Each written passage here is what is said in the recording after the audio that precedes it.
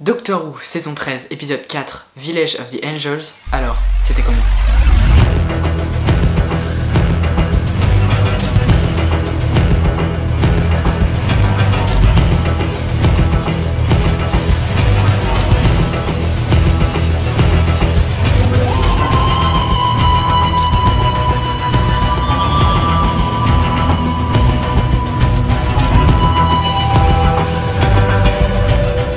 Devon, novembre 1967.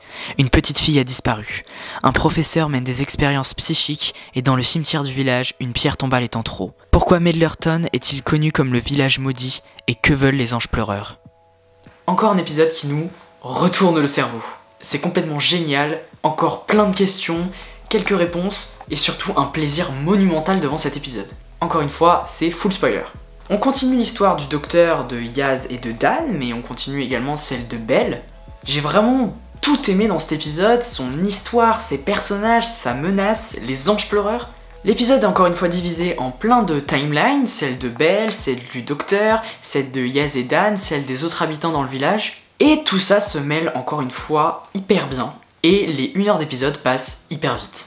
L'histoire est géniale, c'est palpitant, c'est drôle, c'est effrayant. Il y a encore une fois, comme dans tous les épisodes de cette saison en fait, un très bon mélange de tous les styles et de tout ce qui me fait aimer Doctor Who en fait. Les anges pleureurs sont depuis la première fois depuis très longtemps vraiment effrayants.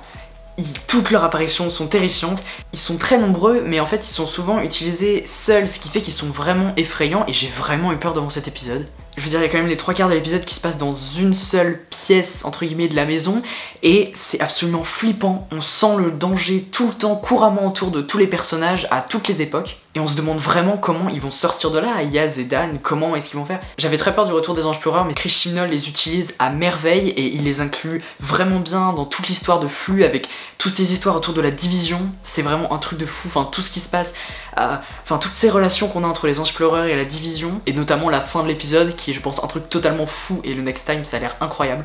On voit que Azure en tant que Ravagers dans cet épisode, et ça fait plutôt peur, ça fait vraiment réfléchir par rapport à l'humanité, et le désespoir en fait qui règne après le flux. Claire, c'est un personnage que j'adore, je la trouve fascinante, elle est hyper attachante, et toute son histoire avec l'ange, je trouve ça absolument génial. Je trouve que c'est très bien utilisé, c'est très bien intégré dans l'univers de Flux, c'est très intriguant, c'est passionnant à vivre, à la fois on a peur pour elle. Bref, j'adore ce personnage, et j'espère vraiment qu'on va la revoir. J'aime beaucoup aussi le personnage du professeur qui est très central en fait dans cet épisode.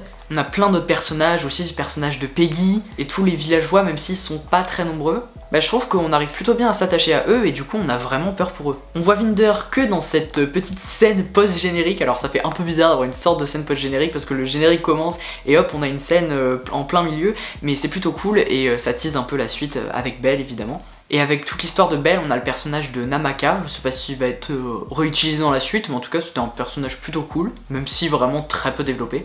Au niveau de la réalisation, c'est toujours aussi beau, toutes ces scènes de nuit, toutes ces scènes avec les anges pleureurs, ils arrivent à créer une tension avec eux, et j'adore tout ce qui est leur nouveau design, etc. Enfin bref, c'est magnifique.